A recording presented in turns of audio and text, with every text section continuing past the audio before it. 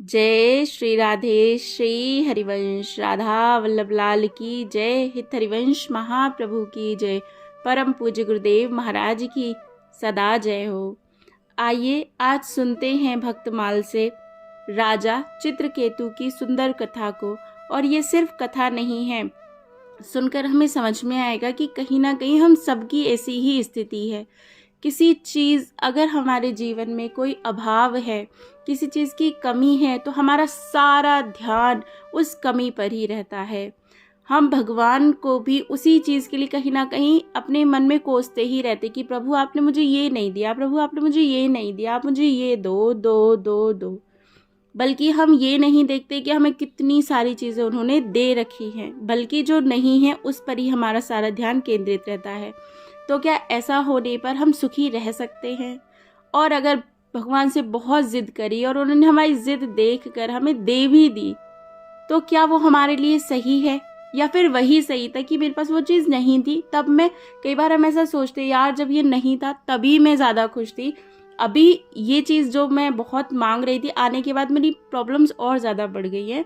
ये सबके जीवन का अनुभव होगा और इस चरित्र से भी हमें बहुत अच्छे से समझ में आएगा कि अगर कोई चीज़ हमारे पास नहीं है तो उसका कहीं ना कहीं भगवान को शुक्रिया ही अदा करना चाहिए कि प्रभु मुझे नहीं पता, हो सकता है ये मेरे लिए चीज़ ठीक ना हो, इसीलिए आप मुझे नहीं दे रहे हैं।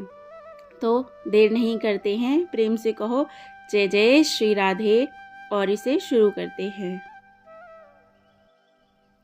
राजा चित्रकेतु। शूरसेन देश में प्राचीन समय में चित्रकेतु नाम के एक राजा राज्य करते थे। बुद्धि, विद्या, बल, धन, यश, सौंदर्य, स्वास्थ्य आदि सब था उनके पास। उनमें उदारता, दया, क्षमा, प्रजावात्सल्य आदि सद्गुण भी पूरे थे। उनके सेवक बड़े ही नम्र और अनुकूल थे। मंत्री नीतिपूर्ण तथा स्वामी भक्त थे। राज्य में भीतर बाहर कोई शत्रु नहीं था। राजा के बहुत सी सुंदर रानियां थीं। इतना सब होने पर भी राजा चित्रकेतु सदा दुखी रहते थे। उनकी किसी रानी के कोई संतान नहीं थी, वंश नष्ट हो जाएगा, इस चिंता से राजा को ठीक से निद्रा भी नहीं आती थी।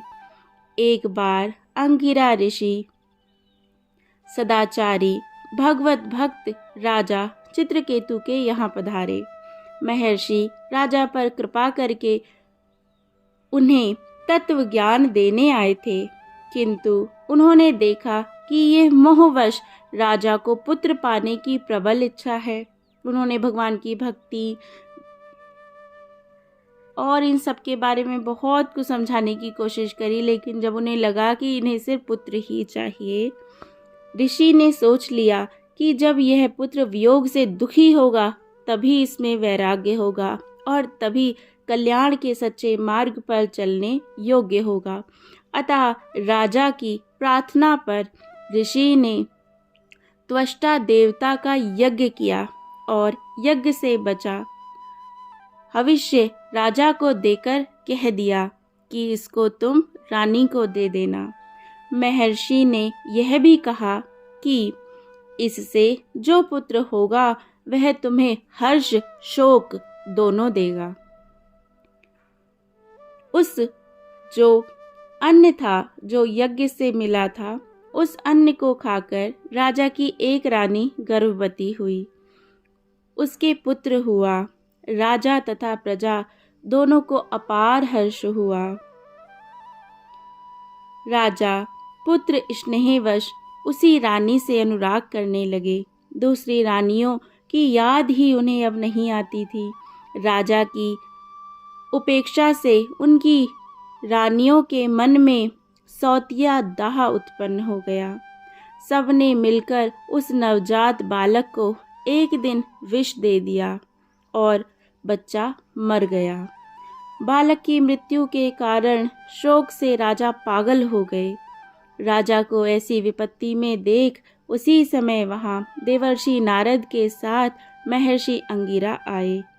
वे राजा को मृत बालक के पास पड़े देख समझाने लगे, राजन, तुम जिसके लिए इतने दुखी हो रहे हो वह तुम्हारा कौन है? इस जन्म से पहले वह तुम्हारा कौन था?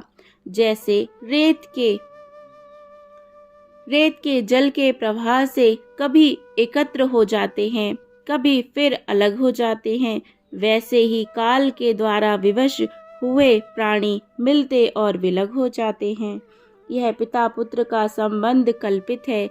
ये शरीर न जन्म के पूर्व थे और न मृत्यु के पश्चात रहेंगे, अतः तुम इनके लिए शोक मत करो।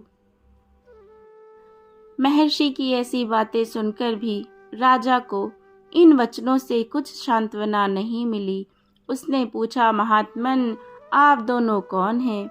मेरे जैसे विषयों में फंसे मूढ़ बुद्धि लोगों को ज्ञान देने के लिए आप जैसे भगवत भक्त सिद्ध महापुरुष निस्वार्थ भाव से पृथ्वी पर विचरण करते हैं। आप दोनों मुझ पर कृपा करें, मुझे ज्ञान देकर इस शोक से बचाएं। महर्षि अंगिरा ने कहा, राजन, मैं तो तुम्हें पुत्र देने वाला अंगिरा हूँ और मेरे साथ ये ब्रह्मपुत्र देवर्षि नारद हैं। तुम ब्राह्मणों के और भगवान के भक्त हो, अतः तुम्हें शोक नहीं होना चाहिए। मैं पहले ही तुमसे कहा था और मैं तुम्हें ज्ञान देने आया था। उस समय तुम्हारा चित्त पुत्र प्राप्ति में लगा था, तब तुमने पुत्र के वियोग का क्लेश देख लिया, तो अब तुमने पुत्र के वियोग का क्लेश देख लिया। इसी प्रकार स्त्री, धन, ऐश्वर्य आदि भी नश्वर हैं, उनका वियोग भी चाहे जब संभव है और ऐसा ही दुखदाई है। ये राज्य, गृह, भूमि, सेवक, मित्र, परिवार आदि सब शोक, मोह, भय और पीड़ा ही देने वाले हैं। ये स्वप्न के दृश्यों के समान हैं। इनकी यथार्थ सत्ता नहीं है। अपनी भावना के अनुसार ही ये सुखदायी प्रतीत होते हैं।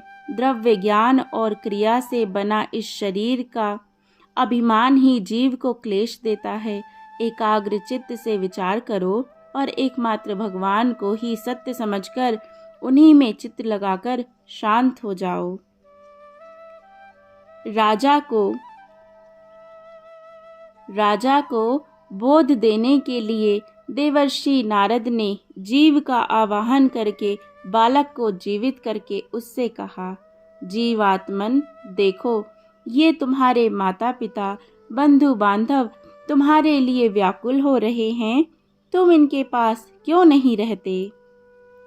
तब जीवात्मा ने कहा, ये किस किस जन्म में मेरे माता पिता हुए थे। मैं तो अपने कर्मों का फल भोगने के लिए देवता, मनुष्य, पशु, पक्षी आदि योनियों में अनंत काल से जन्म लेता आ रहा हूँ।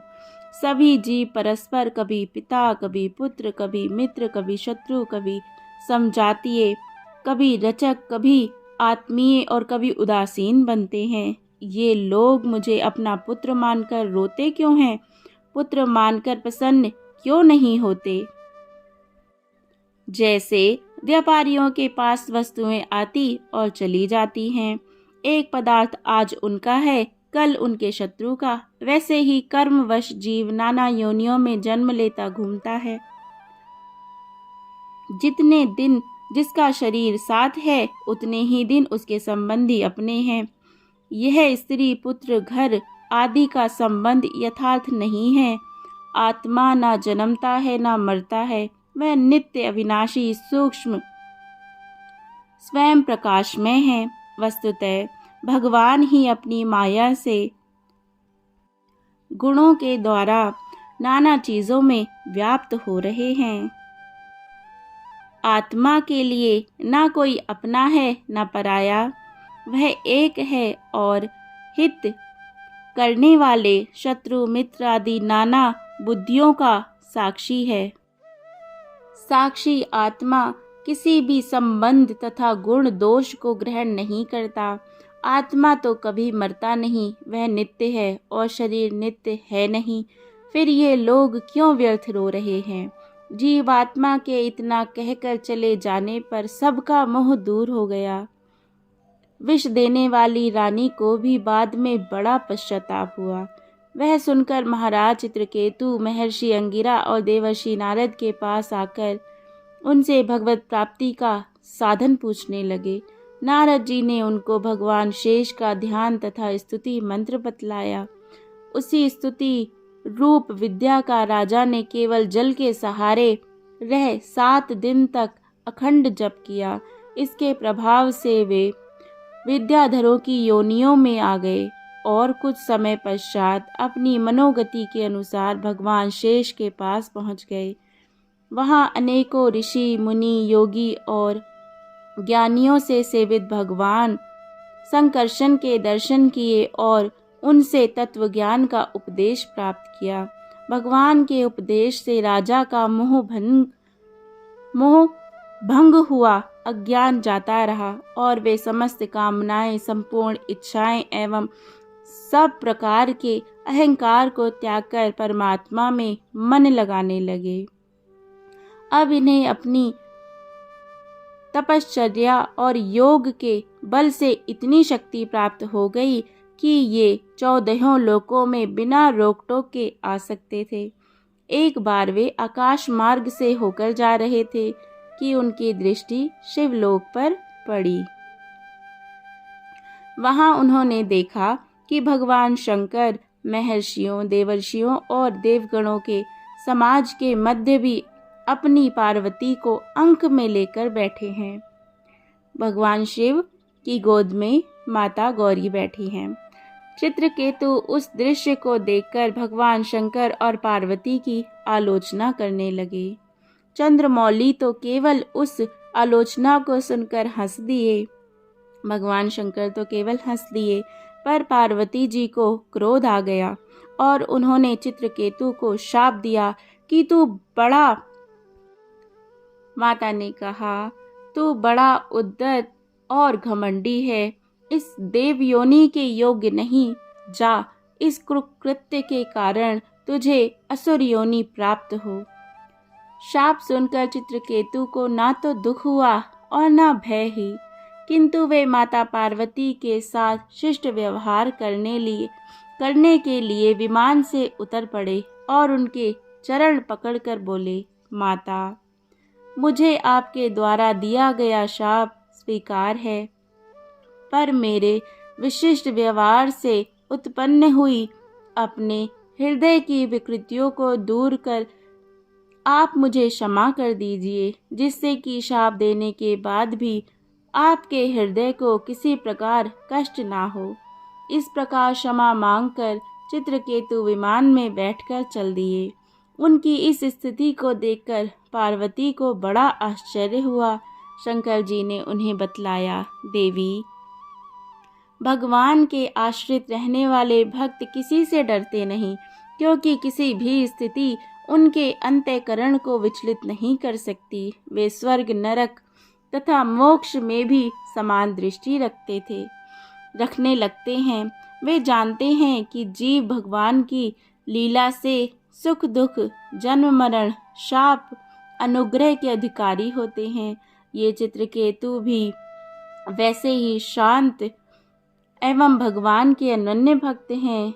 यही इनकी क्रिया इस प्रकार की है, तो इसके लिए तुम्हें आश्चर्य नहीं करना चाहिए। श्री शंकर भगवान के इन शब्दों से पार्वती का आश्चर्य दूर हो गया और उनके शाप के कारण परम भक्त श्री चित्रकेतु त्वष्टा के यज्ञ से दक्षिणाग्नि से वृत्तासुर के रूप में प्रकट हुए और उस योनि में भी भगवान के परम भक्त रहकर इंद्र के द्वारा उस आसुरी शरीर का अंत कर देने पर भगवान की अनंत ज्योति में जा मिले। जय जय श्री राधे, जय जय श्री राधे श्याम। तो ये कथा आज यहाँ पर विराम लेती है। श्री भक्तमाल जी की जय हो, जय हो, जय हो।